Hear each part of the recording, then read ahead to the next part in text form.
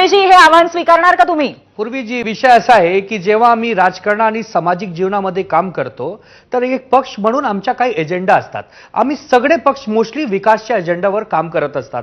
पण हे जे MIM पक्ष आहे ना, ह्यांच्या पक्षाच्या DNA मध्ये भडकाऊ भाषण देण्यापेक्षा काही नाही. तुम्हाला माहित आहे ना, विसरले का? छोटे ओवैसी काय म्हटले होते, 15 मिनिटासाठी पोलिसला बाजू करा आम्ही दाखवू. अरे महाराष्ट्रामध्ये हे सगळं चालत नाही. 19 मध्ये 2019ला तुमच्याकडे एक खासदार होते आणि 2 आमदार होते आणि तुमच्याकडे 1% मत होता. पण आज काय परिस्थिती आहे? आज तुमच्याकडे एक खासदार पण नाही, फुल्ली एक आमदार आहे, एक महानगरपालिकामध्ये एक नगरसेवक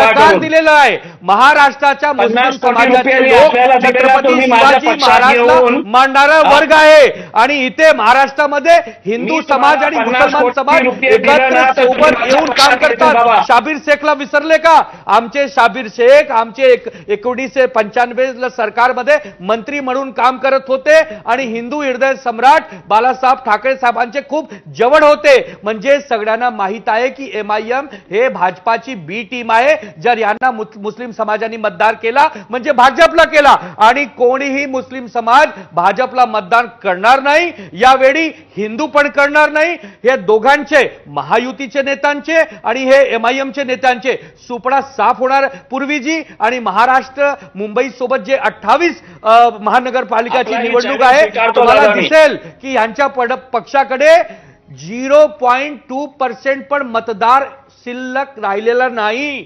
याच्या कारण आहे की ह्यांच्या जे रंगरूप आहे सगळ्यांना माहीत पडलेलं आहे की ह्यांच्याकडे काही विजन नाही, काही एजेंडा नाही. विकासवर हे बोलत नाही, फक्त हिंदू मुस्लिम करतात, धर्म वर बोलतात आणि आमच्या राज्यामध्ये येऊन बिहारला गेले. मी इम्तियाजींना एक प्रश्न विचारते.